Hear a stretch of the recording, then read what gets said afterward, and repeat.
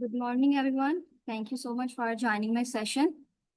हमारे कोर्स का टाइटल है mathematical foundation of deep learning और ये 6 वीक एक कोर्स था।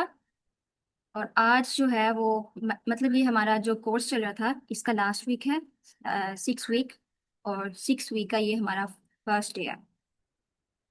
सो इससे पहले कि हम लोग आज के सेशन की तरफ जाएं तो आज के आउटलाइन कवर करें। काइंडली आप बताइए किसी को क्वेश्चन है या आप मुझे बता सकते हैं मेरी वॉइस आपको क्लियर है। जी मैम, वॉइस क्लियर है। Okay.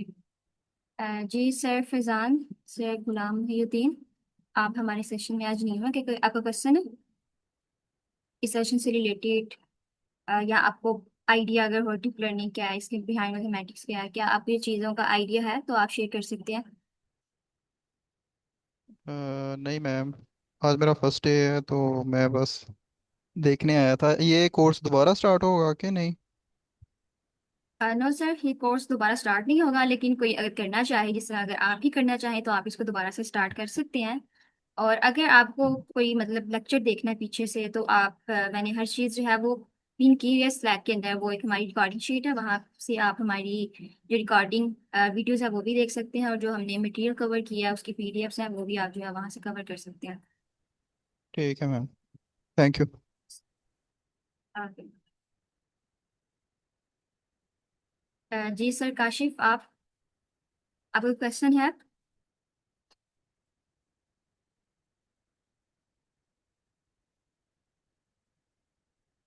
Okay, so no question, तो हम लोग फिर मूव करते हैं अपने आज के सेशन की तरफ।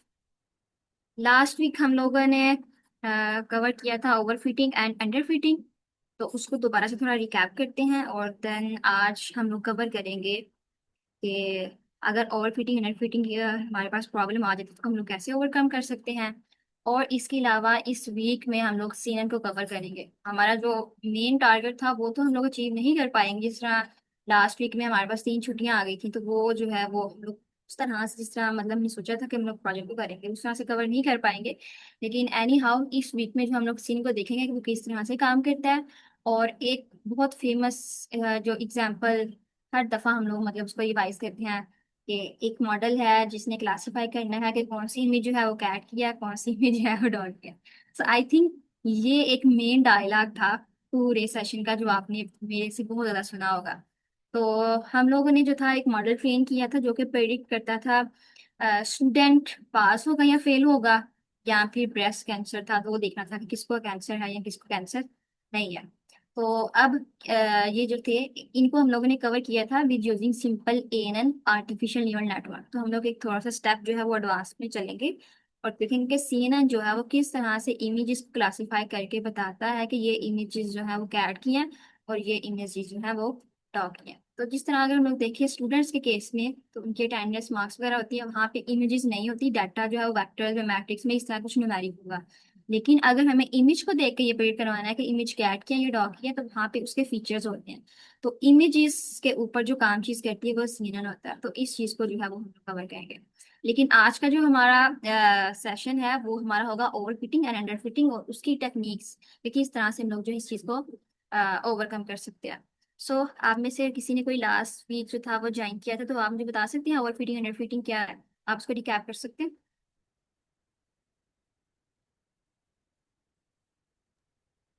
मैम, जो मुझे आइडिया है वो ये है कि ओवरफिटिंग में हमारा मॉडल किसी भी डाटा सेट के ऊपर ओवरफिट हो जाता है, मतलब उसको ओवरलर्न कर लेता है। तो वो जो भी प्रिडिक्शन करता है ना, अक्सर वो ज़्यादा रॉन्ग प्रिडिक्शन करने लग जाता है। जैसे अगर वो कैट्स पे ओवरफिट हो गया तो वो डॉग को भी कैट कह सकता है सर्टन सिनेरियोज में, या most of the time.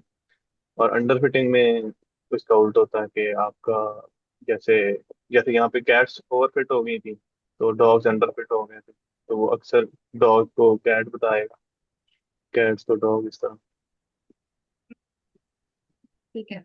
So main जो इसकी चीजें थी ना, वो ये था कि सर आपने बहुत अच्छे से रिकैप किया इसको, थैंक यू। अंडर फिटिंग और ओवर फिटिंग में मेन डिफरेंस ये था कि अंडर फिटिंग में हमारा मॉडल जो है वो पैटर्न्स उनको लर्न ही नहीं कर पाता है, और जब लर्न नहीं कर पाता तो रॉन्ग प्रेडिक्शन देता है, तो जिसको हम लोग अंडर फिटिंग कहते हैं। ओवर फिटिंग में मॉडल इतना कॉम्प्लेक्स हो जाता है कि वो ऐसी चीजें जो इम्पोर्टेंट नहीं भी हैं उनको भी कंसिडर कर लेता है कि ये भी हमारी ट्रेनिंग का लर्निंग का एक पार्ट है, और ये भी जो चीज़ हमने प्रेडिक्ट करनी है उसका एक पार्ट है, ये चीज़ें इसके ऊपर डिपेंड कर रही हैं, हालांकि वो उसके ऊपर डिपेंड ही नहीं कर रही होती हैं। तो मतलब इतनी कॉम्प्लेक्स चीज़ों को वो समझ लेता है, और जिसकी वजह से वो ओवर फिट करना शुरू कर देता है। फॉर इंस्टेंस, अगर हमें यही प्रिडिक्ट करना है कि इमेज कैट की है या डॉग की है, अब अगर हम लोग रियल वर्ल्ड में इमेजेस देखें तो वो किसी पर्सन ने अगर वो इमेजेस ली होंगी ना, तो वो सिर्फ ये नहीं होगा कि कैट को या डॉग को सामने बिठा के ले लिया, कभी वो मूव कर रहे होंगे, कभी किसी ने उसको हाथ में उठा के कैट को ली होगी पीछे, या कभी वो कुछ कर रही होगी, इस तरह से इमेजेस है वो लेते हैं। आप यहाँ पे देखें, एक पर्सन है, उसने कैट को उठाया हुआ है अपने हाथ में, और उसकी इमेज जो है वो क्लिक कर रहे हैं। अब हमें तो जो मॉडल ट्रेन करना है वो सिर्फ यही इस चीज के ऊपर ट्रेन होगा, वो बताया कि इमेज कैट की है या डॉग की है। अब जो हमारा मॉडल होगा ना, वो जो पर्सन है वो गैर जरूरी है उसके लिए, उसके ऊपर वो इम्पोर्टेंट नहीं है। अब वो उसके भी फीचर्स जो है उसको अपने अंदर सेव कर लेगा, और इस तरह से जो है वो ऐसे फीचर्स अपने अंदर सेव कर लेगा, उसके ऊपर काम करेगा जो कि उसके लिए जरूरी नहीं है। तो इस वजह से जो है वो ओवर फिटिंग की प्रॉब्लम आती है। तो ये हमने देखा कि ओवर फिटिंग अंडर फिटिंग हम लोग कर्व के साथ दे सकते हैं। ये एक कर्व है जो कि ओवर फिटिंग को शो कर रहा है, ये अंडर राइट फिट है और ये अंडर फिट है। लाइक अगर हमारा मॉडल बहुत रॉन्ग प्रिडिक्शन कर रहा है और बिल्कुल चीज़ों को क्लासीफाई नहीं कर रहा तो वो अंडर फिट है, अगर ओवरली एक्सेस जाके कर रहा है तो वो ओवर फिट है, और अगर वो बिल्कुल ठीक कर रहा है तो ये राइट फिट है। ये ग्राफ थोड़ा सा लाइक इन चीज़ों को अच्छे से एक्सप्लेन नहीं कर पाता, तो हम लोगों ने देखा था इसको बना के। तो सबसे पहले ये हम लोगों ने लाइब्रेरीज जो थी वो इंपोर्ट करवा ली। ये लाइब्रेरीज जो है ये हमारे डाटा को जो है वो ट्रेनिंग करने के लिए, उसका लॉस कैलकुलेट करने के लिए, उसको विजुअलाइज करने के लिए, ये सारी लाइब्रेरीज हमारे पास यूज होंगी, तो ये हमने इंपोर्ट करवा ली। देन उसके बाद हमने डाटा लिया था कि हमारे पास 1000 स्टूडेंट्स हैं या कोई भी डाटा है, उसके अंदर हमने 30% नॉइस ऐड किया, और रैंडम कोई भी जो है उसको नंबर्स दे दिए कि लाइक ये डाटा है तो येलो यहाँ पे चला जाए, ब्लू यहाँ पे जाए। इस तरह से हमने ये नॉइस ऐड की हुई है कि ब्लू के अंदर येलो वाले जो पॉइंट्स हैं वो मिले हुए हैं, और ब्लू वाले पॉइंट्स येलो के अंदर आए तो ये नॉइस है। अगर इसको बिल्कुल नॉइस खत्म करनी हो तो हम लोग इसको इस तरह से देख सकते हैं कि अगर हम लोग यहाँ पे नॉइस ऐड करें 0.5%, तो फिर देखते हैं कि ये किस तरह से मतलब होता है। और इससे पहले हमें लाइब्रेरीज को जो है रन करवाना पड़ेगा, अदरवाइज एरर आएगा। सो हम लोगों ने ये लाइब्रेरीज जो है ये करवा रहा है फर्स्ट की, देन उसके बाद हम लोग ये सेल जो है इसको रन करेंगे।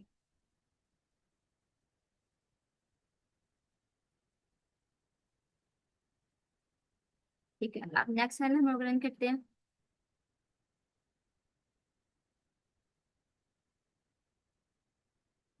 सो 0.5 एंड 0.05 ये थोड़ी एक चीजें हैं, अगर इसके अंदर हम लोग थोड़ा सा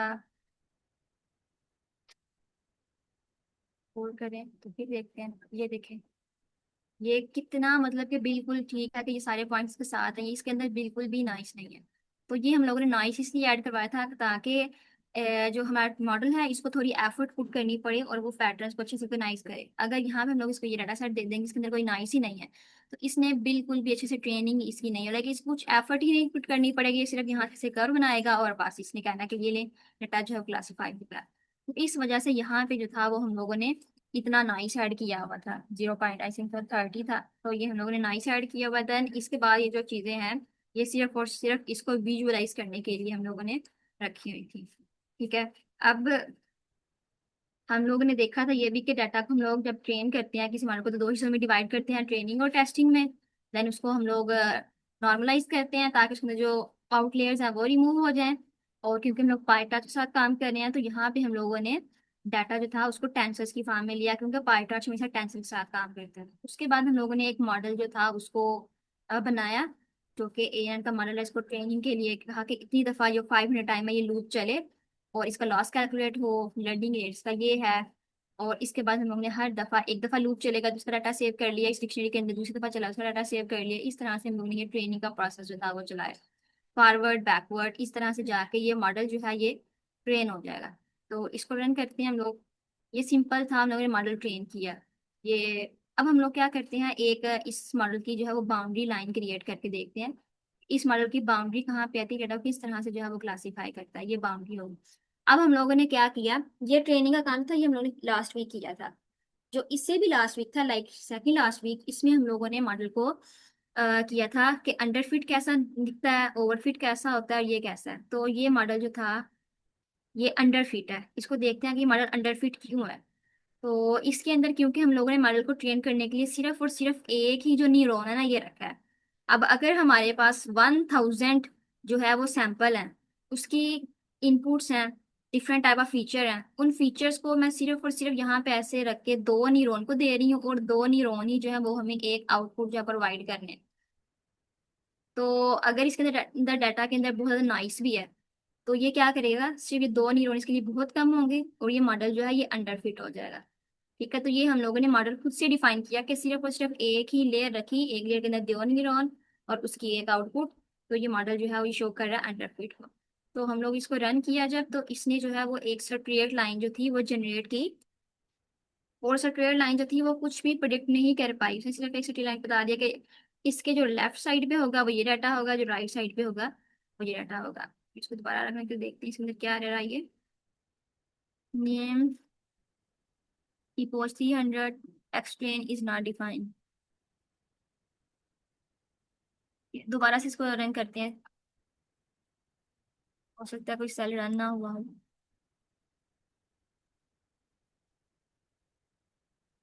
कि ये सेल हमने रन नहीं किया जिसकी वजह से ये एरर आई है।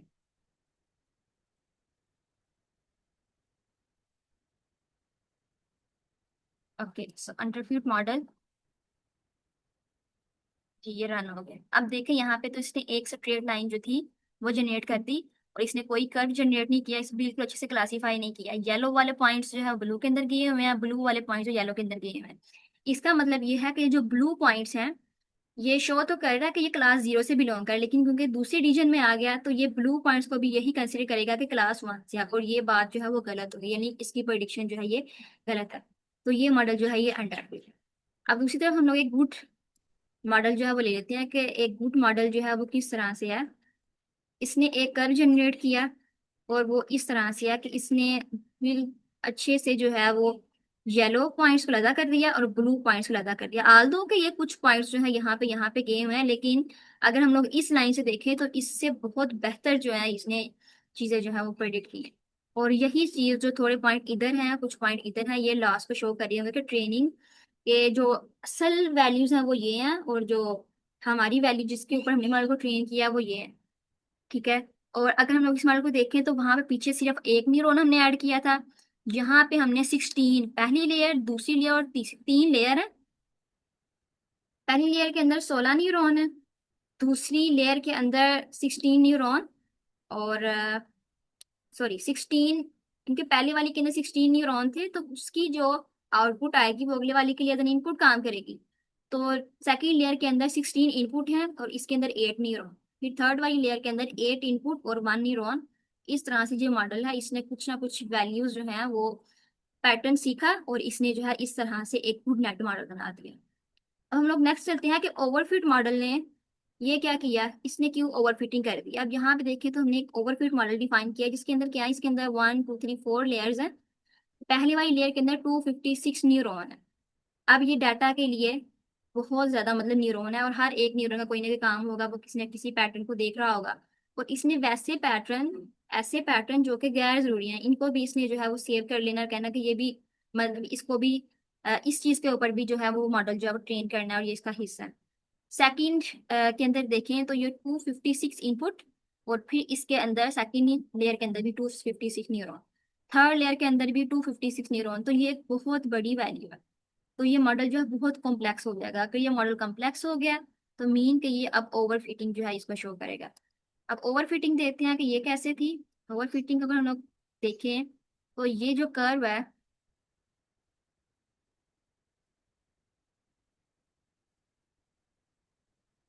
देखते हैं इसने क्या किया।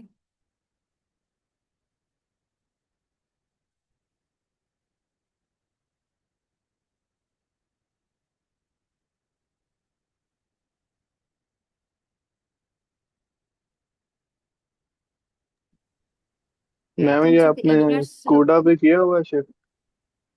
जी सर।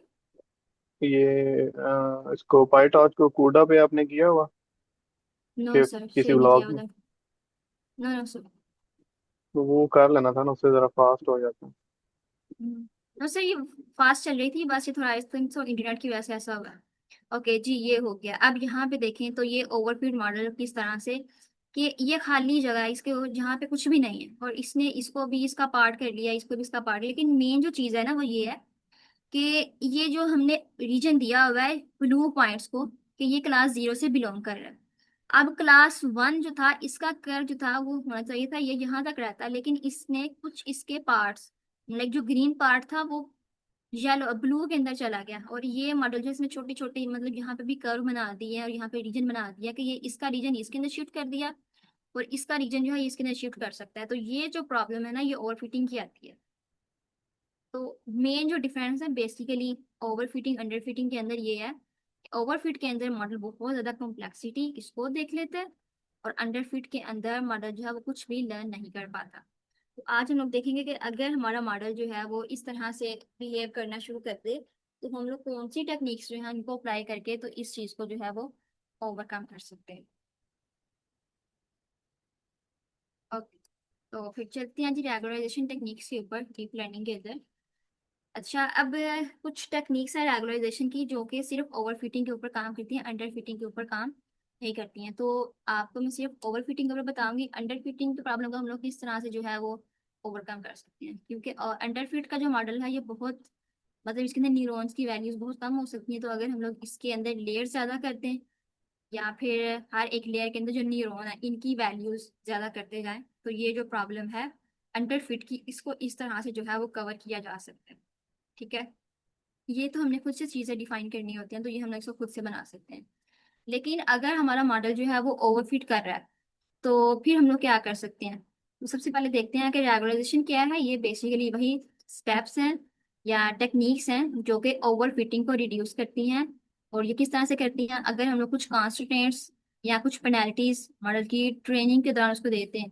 लाइक अगर कोई मॉडल जो है वो ओवरफिट कर रहा है, तो उसको सजा के तौर पर उसके ऊपर कुछ जुर्माना लगा दे जिस तरह करते हैं। तो ये जो मेथड है ना इसकी वजह से इसको हम लोग ओवरकम कर सकते हैं। इसके अलावा और भी टेक्निक्स हैं, लेकिन सबसे जो मतलब फेमस टेक्निक है वो ये है कि पेनल्टी ऐड करना। अब ये पेनल्टी कैसे ऐड करते हैं। अच्छा, इसका जो फार्मर रेगुलाइजेशन का वो मेनली ये है कि जो हमारा एक्चुअल लॉस है इसके अंदर हम लोग रेगुलाइजेशन टर्म है, जो ये भी कोई नंबर होगा, कुछ ना कुछ वैल्यू होगी, इसको ओरिजिनल लॉस के अंदर कैलकुलेट कर दें, तो वो हमारा लॉस जो है वो कैलकुलेट हो जाता है इसकी वजह से। तो इस तरह से हम लोग जो है इसको ओवरकम कर सकते हैं।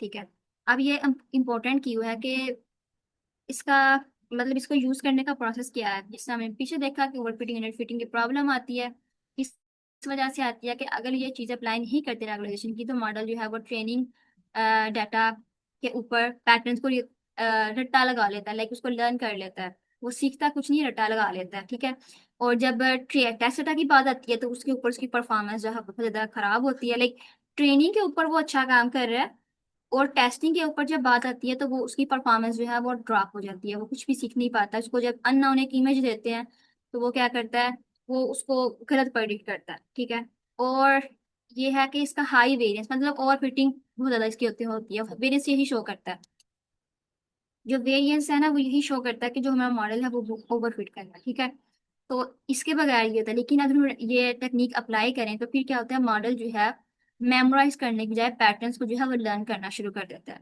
और टेस्टिंग के ऊपर पुअर परफॉर्मेंस है तो इसके साथ इसकी परफॉर्मेंस जो है वो इंक्रीज हो जाती है। और ये अनसीन डाटा के ऊपर, इवन की टेस्टिंग के ऊपर भी नहीं, एक हमारा स्टेप होता है ट्रेनिंग और एक होता है टेस्टिंग।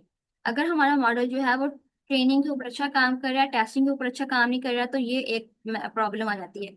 लेकिन अगर हमारा जो मॉडल है उसको ट्रेनिंग के ऊपर भी मतलब कि उसके ऊपर अच्छा काम कर दिया, जैसे ही उसको अनसीन इमेज दी, वो हो सकता है वो बिहेव अच्छे से ना कर पाए। मोस्टली चांसेस तो यही होते हैं कि अगर ट्रेनिंग के ऊपर बहुत अच्छा, लाइक सॉरी टेस्टिंग के ऊपर वो बहुत, ना सॉरी, जो टेस्ट का ठीक है हमने रखा हुआ था, टेस्टिंग के ऊपर अगर वो बहुत अच्छा परफॉर्म कर रहा है, तो उसको रियल वर्ल्ड में से कोई भी डाटा उठा के देंगे वो उसके ऊपर भी अच्छा काम करता है। तो ये है कि अगर हम लोग फिर मॉडल को अपना अनसीन डाटा दें, तो उसके ऊपर भी अच्छा काम करना शुरू कर देता है, और इसकी वजह से वेरियंस बहुत ज़्यादा हाई होती है। इसकी वजह से जो बायस है और वेरियंस के दरमियान बैलेंस आ जाता है। बायस चीज़ को कवर करती है, शो करती है अंडर फिटिंग को, और वेरिएंस जो है ये शो करता है ओवरफिटिंग को। तो इन दोनों के दरमियान, ओवरफिटिंग और अंडरफिटिंग के दरमियान, ये बेटर बैलेंस क्रिएट करती है। इसको हम लोग कहते हैं कि ये गुड फिट है। तो इस वजह से ये बहुत इंपॉर्टेंट है कि रेगुलराइजेशन के साथ क्या होता है, इसके बगैर क्या प्रॉब्लम जो हमें फेस करनी पड़ सकती है। अब अगर हम लोग देखें तो हमने रेगुलराइजेशन यूज नहीं की, हमारे को हमने ट्रेन किया, हमारे पास ओवर फिटिंग या अंडर फिटिंग आ गई। अब इसको जो है वो ओवरकम कैसे किया जाता है, इसकी टेक्निक्स जो है वो ये वाली है। सबसे पहले है हमारे पास L2 रेगुलराइजेशन, जिसको हम लोग रीच भी कहते हैं। ये क्या करती है, ये पेनल्टी ऐड करती है जो हमारा लॉस, जिस तरह अभी हमने ये फॉर्मूला जो था वो कवर किया कि ओरिजिनल लॉस इसके अंदर रेगुलराइजेशन टर्म ये इक्वल टोटल लॉस आएगा। ओरिजिनल लॉस जो है ये उसी को शो कर रहा है, प्लस लैम्डा और समीशन डब्ल्यू स्क्वायर। ये जो इक्वेशन है ना, ये रेगुलराइजेशन L2 की टेक्निक को शो करती है, इसको हम लोग रीच कहते हैं। अब इसका पर्पस क्या होता है, ये पेनल्टी ऐड करता है, लाइक जुर्माना या सजा के तौर पर उसके अंदर कोई ना कोई वैल्यू ऐड करता है। और किस तरह से ऐड करता है कि जो हमारे वेट्स होते हैं, जितने भी वेट्स होते हैं, या इनमें से ऐसे वेट जिनकी वैल्यूज बहुत ज्यादा होती हैं, उनका स्क्वायर लेता है। लाइक हर एक वेट का स्क्वायर लेगा। जिस तरह वो हमारा मॉडल था वो मैंने आपको दिखाया था कि इनपुट इनपुट के अकॉर्डिंग कुछ ना कुछ उसका वेट होता है। जितनी भी इनपुट आएंगी उनके अकॉर्डिंग कुछ ना कुछ वेयर्स होंगे, तो वेयर्स जितने भी होंगे उन सब की वैल्यूज का स्क्वायर लेगा, उन सब वेयर्स को ऐड करेगा, और साथ में ये जो लैम्डा है टर्म है इसको मल्टीप्लाई करके ये एक रेगुलराइजेशन टर्म हो जाएगी। इसके अंदर लॉस, जो ओरिजिनल लॉस हमारा आया था, इसको ऐड करेगा। फिर टोटल लॉस हमारा होगा। जब टोटल लॉस आ गया, फिर देखेंगे कि लॉस की वैल्यू कितनी है, कम हुई, ज्यादा हुई है, क्या हुई, फिर वो दोबारा लूप पे ऊपर जाते हैं। फिर यहाँ से हर चीज, लाइक जो स्टार्ट से प्रोसेस जो था वो हमारा, के इनपुट आती हैं, फिर वेट एडजस्ट होते हैं, फिर रीडू लगता है या कोई ना कोई एक्टिवेशन फंक्शन लगता है, फिर एक आउटपुट आती है, फिर लॉस आता है। फिर लॉस अगर आया और मॉडल जो है वो अंडर फिट कर रहा है, ओवर फिट कर रहा है, फिर हम लोग ये दोबारा से ये लॉस है इसको जनरेट करते हैं। फिर दोबारा से बैक प्रोसेस में जाते हैं, ग्रेड के साथ हर चीज को दोबारा से जो है वो हम लोग करते हैं, अपग्रेड करते हैं। देन दोबारा से हमारा जो प्रोसेस जो था अगला इपोर्ट वो स्टार्ट होता है। तो ये जो है ये रेगुलेशन टेक्निक रीज को शो करती है। अब यहाँ पे ये जो लैम्डा है ये कोई ना कोई कांस्टेंट हो सकता है, जिसको हम लोग खुद से जो है वो बता सकते हैं कि ठीक है, अगर मॉडल ने ओवरफिट जो है वो हो गया, तो हम लोग खुद से उसको कोई ना कोई वैल्यू जो है वो दे देते हैं कि ये तुम्हारी सजा है, इस सजा के तौर पर ये वैल्यू लो और दोबारा से जो है वो ट्रेनिंग स्टार्ट करो। अब ये जो वैल्यूज को ऐड हम लोग खुद से भी कर सकते हैं, लेकिन जिस तरह से वेट को एडजस्ट करने टेक्निक्स जो है वो आ गई हैं, इसी तरह लैम्डा की वैल्यू को भी एडजस्ट करने के लिए हमारे पास मॉडर्न टेक्निक्स हैं, जिनको यूज करते हुए हम लोग इसकी वैल्यूज को इनिशियलाइज कर सकते हैं। हो सकता है लाइक सम टाइम हो सकता है कि लैम्डा की वैल्यू मुझे रखनी थी 10 और मैंने वो रख दी 20। अब वो उस 10 और 20 मतलब 10 का डिफरेंस आ रहा है, उसकी वजह से हमारा ट्रेनिंग प्रोसेस जो है वो स्लो हो सकता है, या हमारा उसकी वजह से ओवरफिट मजीद कर सकता है या अंडरफिट कर सकता है। ठीक है, तो इस चीज को लाइक बजाय ये कि मैं खुद से इसके अंदर ऐड करूं, अब टेक्निक्स आ गई हुई हैं। आई डोंट नो कि वो टेक्निक्स क्या है, लेकिन जिस तरह से ये चीजें एडवांस होती जा रही हैं, हर चीज की इनिशियलाइज करने की इसको टेक्निक्स है, तो इस तरह से जो है इसको हम लोग इनिशियलाइज करके तो इसको टर्म के अंदर ऐड कर सकते हैं। ठीक है, अब इसके की पॉइंट्स क्या है कि ये लैम्डा या ये टेक्निक क्या करती है, ये लार्जर वेयर्स, जो बहुत ज्यादा वेयर्स हमने पड़े रखे हुए हैं, मतलब स्टार्टिंग में तो हम लोग खुद एडजस्ट करते हैं, लेकिन जब ट्रेनिंग हो रही होती है तो ग्रेडियंट हम लोग कैलकुलेट करते हैं, तो वो वेट्स को एडजस्ट करते हैं। अब हो सकता है ग्रेडियंट कैलकुलेट किया उसकी वजह से कुछ सी वेट की वैल्यू बहुत ज्यादा बड़ी आ गई है। अपडेट रूल के साथ हम लोग ये चीजें कर रहे होते हैं ना, तो वो बहुत वैल्यू बड़ी आ गई है, तो वो जो बहुत बड़े लार्जर वेट्स होते हैं ना, ये मॉडल को ओवरफिट कर सकते हैं। तो इस वजह से ये इनके ऊपर पेनल्टी ऐड करते हैं, और ये लार्ज के ऊपर पेनल्टी ऐड करते हैं, और स्मॉलर होते हैं उनको जो है वो स्मूथर, या समझ ले कि ऐसे ही रख के ऐसे इंकरेज करते हैं कि इनको एज इट इज यूज किया जाए।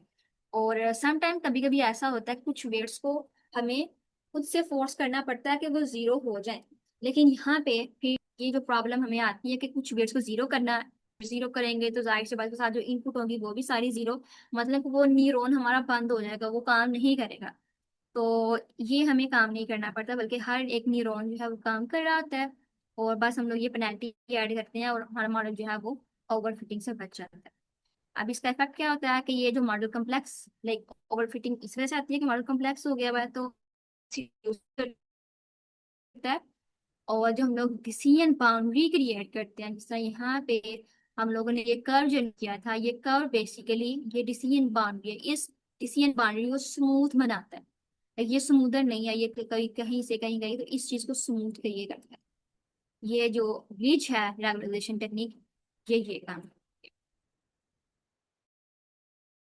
तो हमारे पास टेक्निक है L1 रेगुलराइजेशन को हम लोग लासो कहते हैं।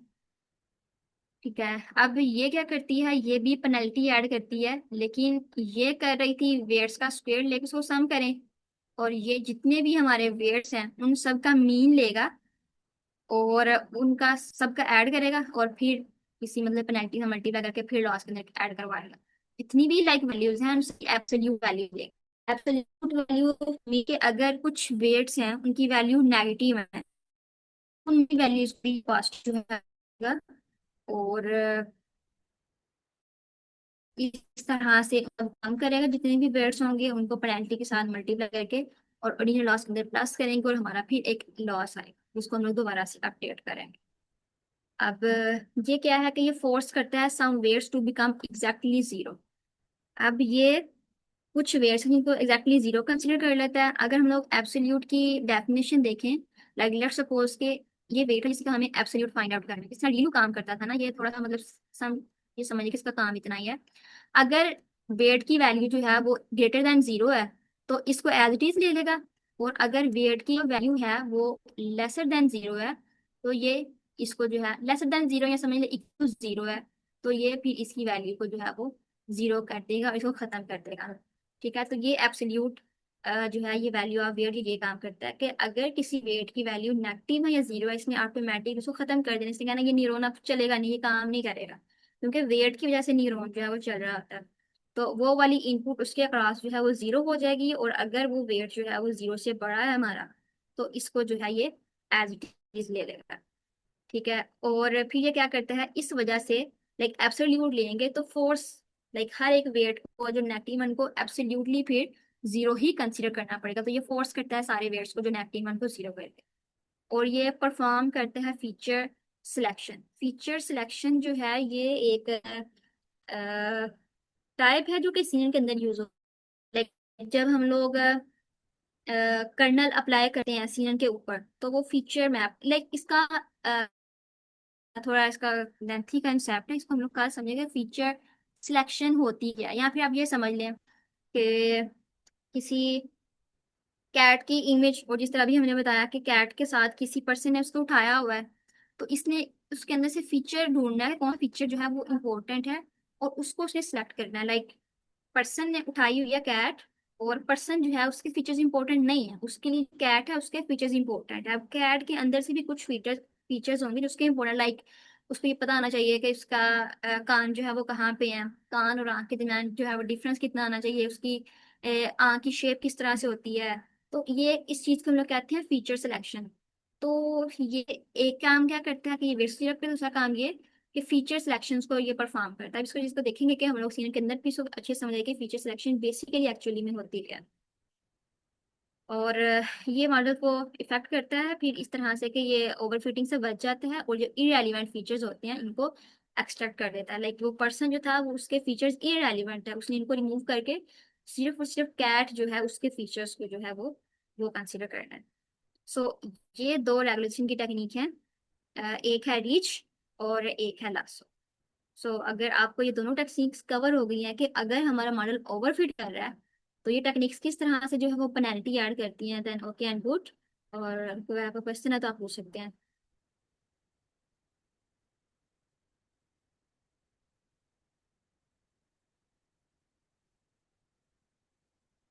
जी मैम ईमान, ये आपका क्वेश्चन है।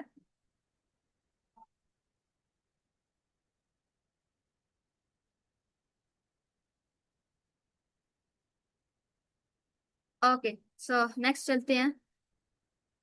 दो टेक्निक्स हमने पढ़ ली, एक रीच और एक लासो, जो कि वेट मॉडल को पेनल्टी लाइक उसको सजा के तौर पर कुछ जुर्माना देती है, पेनल्टी ऐड करती है, इस वजह से हमारा मॉडल जो है वो ओवरफिट नहीं करता, इस चीज से बच जाता है।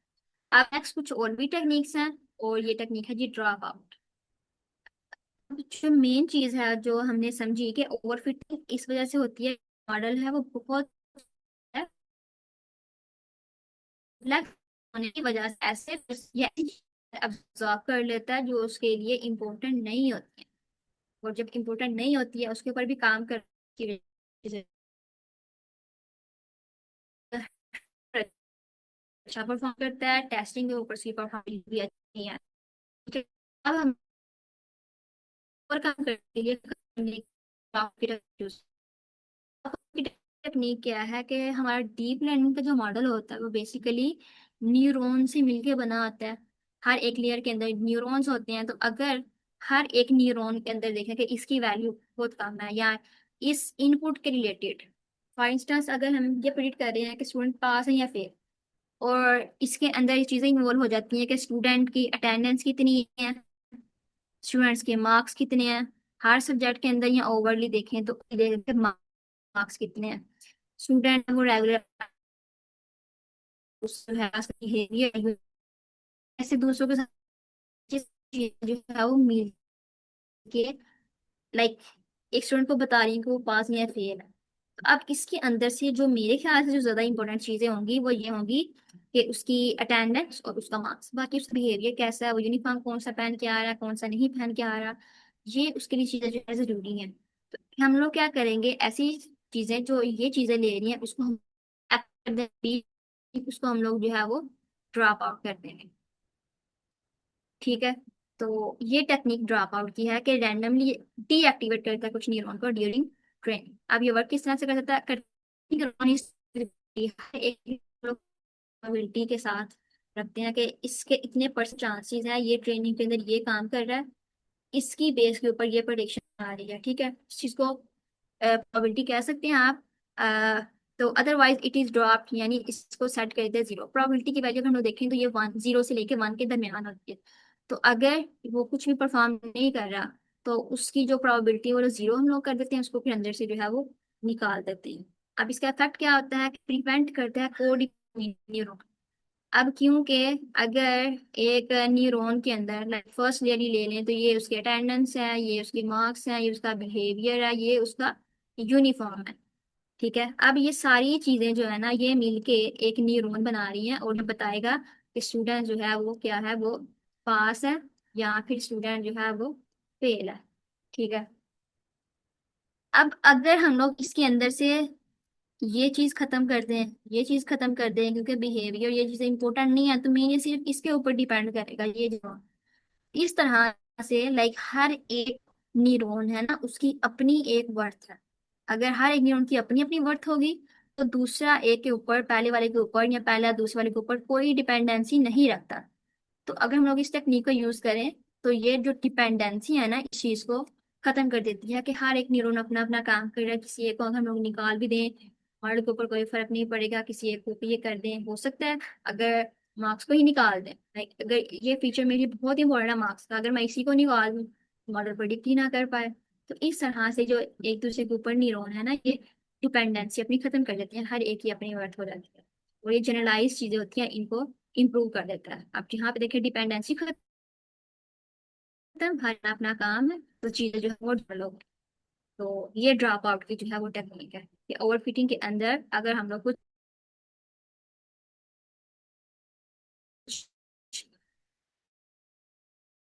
उसको को जो है बचा सकते हैं।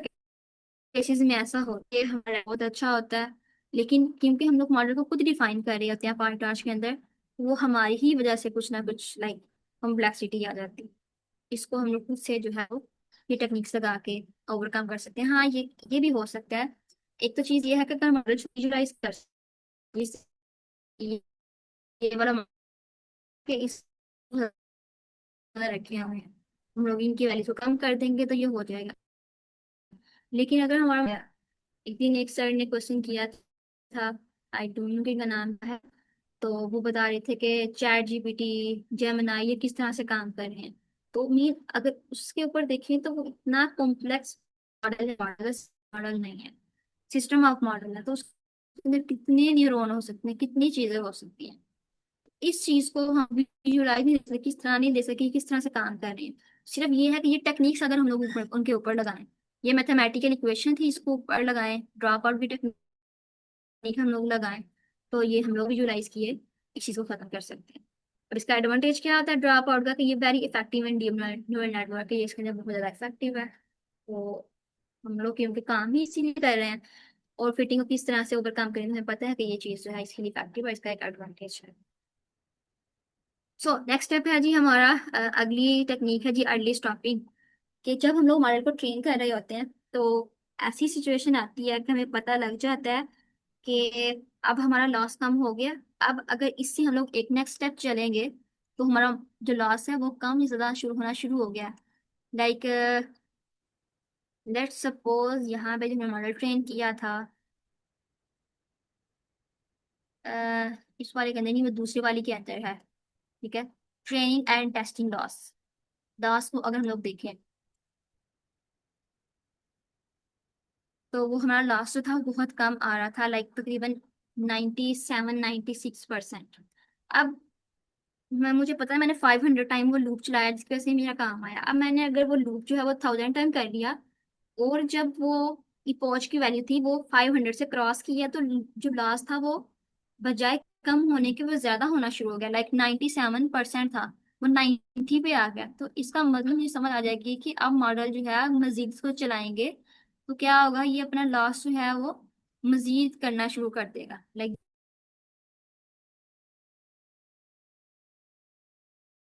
जिससे कहा ये लास्ट में नजर आ रहा है, ये लास्ट, लेकिन ऐसा हो कि यहाँ तक तो ठीक है 2 पे आ गया, और इसकी इपोच की वैल्यू जो थी वो मैंने रन की, और 1000 करने के बाद 2 से ये दोबारा चला जाता है 3 पे, 3 से 4 पे, 4 पे 5 पे, 6 पे। इसका मतलब है लास्ट जो है वो ज्यादा होना शुरू हो गया है। तो ये टेक्निक भी जो है, लाइक इसको हम लोग ऑब्जर्व कर देख सकते हैं। और अगर हमें ये नजर आ रहा है कि लॉस जो है अब ज्यादा हो रहा है, तो हम लोग बजाय ये है कि उसको 1000 टाइम ही हमने रन करना है, इसको हम लोग यहाँ से कम कर सकते हैं इसकी वैल्यू। या फिर अगर, क्योंकि ये तो पाइटॉस हम लोग काम कर रहे थे, हम टेंसर फ्लो के साथ काम कर रहे हैं ना, तो वहां पे वो एक बटन होता है यहाँ पे रन एंड ऑफ स्टॉप और रन का, तो इसको हम लोग बंद कर सकते हैं। तो इस चीज को जो है वो हम लोग कहते हैं कि वैलिडेशन हो जाए तो जीत की चीज होगा, कम नहीं होगा। ठीक है, तो ये मॉनिटर वैलिडेशन लॉस, ये अर्ली स्टॉपिंग क्या करती है, ये लॉस है और ये इफेक्ट क्या होता है कि ये प्रिवेंट ओवर ट्रेनिंग। हमारा मॉडल ट्रेन हो गया, वो बहुत अच्छे से काम करना शुरू हो गया था, इसका मतलब यह है कि हमें ट्रेनिंग यहीं पे स्टॉप कर देना चाहिए। ये ओवर ट्रेनिंग को यहीं पे रोक देता है। और अगर हम लोग, ये हो सकता है अगर हम लोग लाइक लॉस जो है बहुत ज्यादा आ रहा है, इसकी एक रीजन ये हो सकती है कि जो डाटा के अंदर नॉइस था ना, वो जो मॉडल है उसने उसके ऊपर भी वर्क करना शुरू कर दिया। क्योंकि हमें ओवर ट्रेनिंग नहीं करनी है, ओवर ट्रेनिंग करेंगे तो वो मतलब जैसे चीजें ऑब्जॉर्व करनी थी वो तो कर ली, क्योंकि वो चल रहा है तो गैर चीजों को मैंने ऑब्जॉर्व करना शुरू कर देगा। इस चीज को ओवरकम करने के लिए फिर हम लोग जो है ये वही टेक्निक जो है यूज करते हैं। ओके, सो ये 4 टेक्निक्स हमने कर ली। नेक्स्ट वही टेक्निक है जी डाटा अगमेंटेशन। डाटा अगमेंटेशन की प्रॉब्लम ये है कि ये आर्टिफिशियली इंक्रीज करता है डाटा सेट को by modifying existing data. Some time ऐसा हो सकता है कि हमारा मॉडल, जो डाटा सेट हमने उठाया उसके अंदर वैल्यूज या इनपुट डाटा जो है बहुत कम है, और मॉडल उसके ऊपर खुद से ट्रेनिंग नहीं कर पा रहा, या फिर ये कि ये जो डाटा था उसके लिए बहुत कम था कि वो उसकी वजह से पैटर्न्स जो है वो ऑब्जर्व करे, पैटर्न्स को जो है वो याद करे, उनको विजुअलाइज करे, वहां से कुछ सीखे, मतलब डाटा उसके लिए कम था। तो आर्टिफिशियली डाटा को इंक्रीज करना, इस चीज को कहते हैं डाटा अगमेंटेशन। कि अगर मैंने ये टेक्निक अप्लाई की है, मेरे पास एक फाइल के अंदर 500 डाटा पॉइंट्स थे, उसकी बजाय मैंने उसके अंदर जो है वो 200 और डाटा पॉइंट इंक्रीज कर दिए हैं। तो इस चीज को हम लोग कहते हैं जी आर्टिफिशियल डाटा अगमेंटेशन, और ये आर्टिफिशियल इन चीजों को इस तरह से इंक्रीज करता है। ओके, सो इसकी एग्जांपल ये है कि इमेज रोटेशन, फ्लिपिंग और नाइट एडिशन। जब हम लोग इमेजेस लेते हैं लाइक डॉग एंड कैट को प्रेडिक्ट करना है, तो जिन लोगों ने वो इमेजेस उठाई होंगी ना, उन्होंने कैट को सामने बिठा के ली होगी, डॉग को सामने बिठा के ली होगी, या फिर उसने इन्होंने इमेज एक एंगल सेट करके लिया होगा। ठीक है, अब ये तो मतलब हर चीज क्लियर नजर आ रही होती है। जो रियल वर्ल्ड डाटा होता है या हमने रियल वर्ल्ड में देखना है कि इमेज अगर ब्लर है, या फिर आप ये समझ लें कि जब कभी कभी हम लोग जब किसी चीज के अंदर एंटर होते हैं तो हमें पूछते हैं कि like verify you are not a robot, like human आपको कंसिडर करना चाहिए, तो आपको ना वो कुछ चीजें देते हैं, बताएं यहाँ पे फायर पॉइंट किधर है, साइकिल किधर है, तो अक्सर चीजें किसी चीज के पीछे छुपी होती है, नजर नहीं आ रही होती। तो ये ही होता है हमारा, जब हम किसी डाटा मॉडल को ट्रेन कर रहे होते हैं तो उसको सामने बिठा के उन्हें पिक्चर नहीं लेनी, उसने सिर्फ उसके फीचर्स एक्सेप्ट करना है। ये वाला फीचर अगर कहीं पे भी आ जाएगा ना, तो ये यहाँ पे है। तो इस वजह से हम लोग जो है इमेज को रोटेट कर सकते हैं, एक्चुअल इमेज को रोटेट कर देंगे तो ये आर्टिफिशियल एक इमेज बनेगी, डाटा पॉइंट एक के अंदर स्कोर ऐड हो जाएगा। फ्लिपिंग का भी यही होता है कि थोड़ा सा टेढ़ा कर दो और इसके अंदर मजीद नॉइस ऐड कर दो, कि किसी कैट जो थी वो सामने नहीं बैठी हुई, दीवार के पीछे है, दीवार पे पौधे लगे हुए हैं, कुछ ये चीजें हैं, ये चीजें हैं, तो इस तरह से नॉइस ऐड कर देते हैं। तो फिर जो हमारा मॉडल होता है उसके अंदर से जो इंपॉर्टेंट फीचर्स होते हैं उनको जब उसको काम करके उसके ऊपर सीखना पड़ता है तो वो अच्छे से ध्यान कर लेता है चीज़ों को और बिल्कुल अच्छे से ट्रेन होता है। इसका इफेक्ट क्या होता है कि ये मोर डाइवर्स डाटा, हमारे पास डिफरेंट रेंजेस का डाटा होता है और इसकी वजह से ट्रेनिंग जो है वो ज़्यादा हो जाती है और जो जनरलाइज चीज़ों को बहुत अच्छे से कर लेते हैं। ये डाटा अगमेंटेशन की तकनीक है। नेक्स्ट है जी बैच नॉर्मलाइजेशन। नॉर्मलाइजेशन ये हमने देखा था कि डाटा को हम लोग आउटलायर से बचाने के लिए उसमें जो चीजें गैर जरूरती है वो निकाल देते हैं, या ऐसे डाटा पॉइंट्स जो कि हमारे मॉडल को इफेक्ट कर हैं उनको निकाल देते हैं। लेकिन यहाँ पे बैच नॉर्मलाइजेशन का ये है कि normalise inputs of each layer during training, हम लोग ट्रेनिंग के अंदर डाटा को देते हैं तो हम लोग ये नहीं करते कि एक इमेज ली, दूसरी इमेज ली, तीसरी इमेज ली, बल्कि हम लोग ग्रुप्स बना के 10 का, 32 का, 64 का, इस तरह से हम लोग ग्रुप्स बना के एक पूरा बैच बना के हम लोग अपने मॉडल को देते हैं। फिर वो हर एक इमेज के ऊपर जो है वो जाता है और चीज़ों को चेक करता है। तो इस चीज़ को हम लोग कहते हैं बैच को नॉर्मलाइज करना। तो इसका इफेक्ट क्या होता है, ये स्टेबलाइज करता है लर्निंग को, ट्रेनिंग को स्पीड अप करता है, बजाय एक एक एक, एक चीज चले। इसकी वजह से ट्रेनिंग जो है वो इंक्रीज हो जाती है। एक्ट एज स्लाइट रेगुलेशन, ये थोड़ा सा स्लाइट रेगुलेशन, लाइक ये टेक्निक्स होती बहुत हैवी थी, ये थोड़ा सा मतलब ये काम जो है वो हम लोग जिस तरह हमने यहाँ पे कितना डाटा को नॉर्मलाइज किया, लाइक इसको हम लोग यहाँ पे भी कर सकते हैं। जरूरी नहीं है कि इसको रेगुलाइजेशन के अंदर करें। तो इसका मतलब ये है कि थोड़ा सा मतलब स्लाइड सी रेगुलाइजेशन है, इसके इतना ज्यादा काम नहीं है, क्योंकि ये बनाई हुई है मैंने फाइल चैट जीपीटी से बनवाई थी, तो इस वजह से इसने इसको भी जो था वो अंदर ऐड किया हुआ है। सो ये टेक्निक्स थी। इसके अलावा यहाँ पे उन्होंने कंपैरिजन किया, वो कंपैरिजन में आपको समझ आ गया हुआ कि L1 L2 ये पेनल्टी ऐड करता है, ये न्यूरॉन को अंदर से एक्सट्रैक्ट कर देता है, ये स्टॉप कर देता है अर्ली, ये आर्टिफिशियल डाटा को इंक्रीज करता है, ये डाटा को नॉर्मलाइज करता है। ठीक है, ये टेक्निक्स थी। नेक्स्ट है हमारी बायस वेरिएंस ट्रेड ऑफ। ये क्या करता है, ये बैलेंस करने में हेल्प करता है। अगर हमारे पास मॉडल बहुत ज्यादा बायस है, high bias and high variance, bias का मतलब ये है मॉडल बहुत ज्यादा अंडरफिट है, वेरिएंस का मतलब मॉडल जो है बहुत ज्यादा ओवरफिट है। तो इस चीज को बैलेंस करना, इस चीज को हम लोग कहते हैं बायस वेरिएंस ट्रेड ऑफ। ठीक है, ये एक टेक्निक है। और बस जी, यही था आज का हमारा टॉपिक, कि हम लोगों ने रेगुलराइजेशन टेक्निक्स जो थी ये कवर करनी थी कि ये किस तरह से काम करती है। तो अगर आपका over fitting, under fitting and in technique से रिलेटेड क्वेश्चन है तो आप पूछ सकते हैं। जी मैम इकरा, कैसा चल रहा है आपका सेशन और कहाँ तक आपने लर्निंग की अभी तक?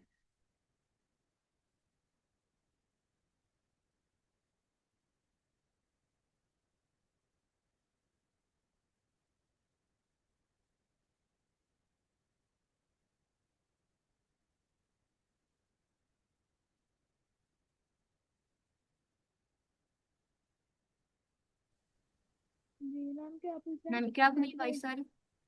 मैं पूछ रही हूँ आपकी लर्निंग कहाँ तक पहुंची है?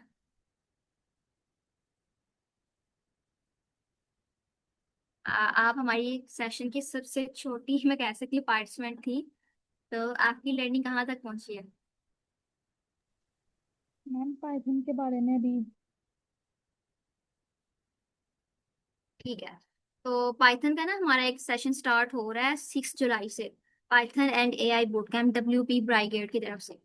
आई होप कि मैं उसके अंदर भी ट्रेनर ट्रेनर होंगी, तो आप उसको लाजमी ज्वाइन करिएगा, वो सबसे ज़्यादा आपकी हेल्प आउट वो करेगा, इतना मतलब कोई और चीज़ नहीं करेगी, क्योंकि वहाँ पे आपको बिल्कुल स्टार्ट से जो अच्छे वाले ट्रेनर्स हैं ना वो आपको सिखाएंगे और वहाँ पे आपको कैश प्राइस भी दिया जाएगा। लाइक आप रजिस्टर करते हैं और अटेंडेंस जो है वो आप रखते हैं, वहाँ पे 3000 का जो है ना कैश प्राइस भी है। तो आई थिंक आपके लिए सबसे बेस्ट जो है ना वही वाला कोर्स, वहाँ पे वेब डेवलपिंग भी करवाई जाएगी, ये चीज़ें भी कवर होंगी, तो उसको लाजमी ज्वाइन करिएगा। Okay ma'am. Okay so I hope कि बाकी किसी और क्वेश्चन नहीं है। सो आज के लेक्चर को दोबारा से हम लोग रिकैप करते हैं, देन उसके बाद हम मीटिंग एंड कर देंगे कि आज हम लोगों ने क्या चीज़ें कवर की। हम लोगों ने दोबारा से देखा कि over fitting and under fitting क्या है, और किस तरह से अगर होती है, और अगर ये प्रॉब्लम आ ही जाती है तो हम लोग अपने मॉडल को, बजाय ये कि हम लोग ये कहें मेरे पास डाटा सेट ठीक नहीं है, ये वाली प्रॉब्लम है, इन प्रॉब्लम को जो है वो रेगुलराइजेशन के साथ हम लोग करते हैं। अंडर फिटिंग की प्रॉब्लम हम लोग मॉडल को दोबारा से रिकल कर सकते हैं, लास्ट डाटा है उसको फिर जो है वो अंडरस्टैंड नहीं कर पाते। तो ये टेक्निक हम लोग वहां से ओवरकम कर सकते हैं। लेकिन अगर ओवर फिटिंग को देखें तो इसको ओवरकम करने के लिए हमारे पास कुछ और टेक्निक है, जिसके अंदर जो है वो फर्स्ट वाली है L2 रेगुलराइजेशन, जो कि डाटा के ऊपर पेनल्टी ऐड करती है। और नेक्स्ट वाली है जी लासो, ये भी एक जो है वो रेगुलेशन टेक्निक है जो कि पेनल्टी ऐड करती है, लाइक सजा देती है मॉडल को कि तुम अभी इतना जुर्माना लो और फिर दोबारा से जो है वो ट्रेनिंग करो और लॉस कैलकुलेट करो। तो एक तो दो टेक्निक ये होगी जो कि पेनल्टी ऐड करने के लिए, देन ड्रॉप आउट की है कि ऐसे नहीं रॉन जो कि जिनका कोई इतनी वर्थ नहीं है, तो इसी उसको हम लोग खत्म कर देते हैं, डीएक्टिवेट कर देते हैं, ड्रॉप आउट की टेक्निक है। देन उसके बाद अर्ली स्टॉपिंग है कि अगर हमारा मॉडल जो है वो ट्रेन हो गया और उसको मजीद ट्रेन करेंगे तो इसकी वजह से जो है ये प्रॉब्लम आ सकती है कि जो हमारा मॉडल है वो उसकी लॉस 97% में एक्यूरेसी मिल रही थी, मजीद ट्रेनिंग की तो उसकी वजह से एक्यूरेसी ड्रॉप हो गई है। तो इस चीज़ को ओवरकम करने के लिए हम मॉडल को पहले से ही स्टॉप कर सकते हैं, इस चीज़ को हम लोग कहते हैं अर्ली स्टॉप। हम लोग इसको आर्टिफिशियली इसकी वैल्यू कुछ हैं, इमेज को रोटेट करके, फ्लिप करके, नॉइस को से ऐड करके, इस तरह हटा के अंदर अगर 500 पॉइंट हम लोग उसको 1000 भी कर सकते हैं, 700 भी कर सकते हैं। तो इसकी वजह से डाटा जो हमारा मॉडल है वो अच्छे से पैटर्न को लर्न कर लेता है। देन इसके बाद फिर हम लोग नॉर्मलाइज डाटा देते हैं अपने मॉडल को बैच के फॉर्म में, तो हम लोग बैच, हर एक बैच को जो है वो नॉर्मलाइज कर लेते हैं। ठीक है, तो ये टेक्निक्स थी जो हमने यूज की। सो ये हमारे पास फिटिंग एंड फिटिंग सब खत्म हो गई है। आज जो है वो हमारा फर्स्ट डे हमारी लास्ट वीक का 6 वीक का। सो इस वीक में हम लोगों ने सीएनएन को कवर करना है कि सीएनएन क्या होता है, ये किस तरह से, जो है इसका मतलब आइडिया कहाँ से आया, कहाँ से लोगों के माइंड में है कि सीएनएन भी इस तरह से काम कर सकता है। तो ये कल आपको थोड़ी सी इसकी हिस्ट्री बताई जाएगी, सीएनएन के बारे में बताया जाएगा, इसके अंदर कर्नल क्या है, स्लाइड विंडो को हम लोग कैसे स्लाइड कर सकते हैं, फीचर हम लोग किस तरह से देखते हैं, ये चीजें सारी देखी जाएंगी। और इसके बाद फिर हम लोग एक मॉडल ट्रेन करेंगे कैगल से डाटा सेट उठा के, डॉग एंड कैट, क्योंकि ये एक बहुत फेमस एग्जांपल जी थी, वो हम लोग हर एक सेशन में इसको कवर कर रहे थे, dog and cat, dog and cat. तो ये डाटा सेट उठा के कैगल से हम लोग इसको मॉडल को ट्रेन करेंगे, जो हमें बताएगा कि ये इमेज जो है वो कैट की है और ये इमेज जो है डॉग की है, और ये किस तरह से चीजें काम करिए, इस चीज को हम। सो आज के सेशन जो है वो हम लोग के यहीं पे एंड करते हैं। कोई क्वेश्चन है तो आप पूछ सकते हैं, हम लोग मजीद 1 मिनट वेट करते हैं, देन इसके बाद हम अपनी जो है वो रिकॉर्डिंग भी स्टार्ट कर देंगे, मीटिंग भी एंड कर देंगे। हाँ मैम। जी मैम। Okay, no question. ठीक है।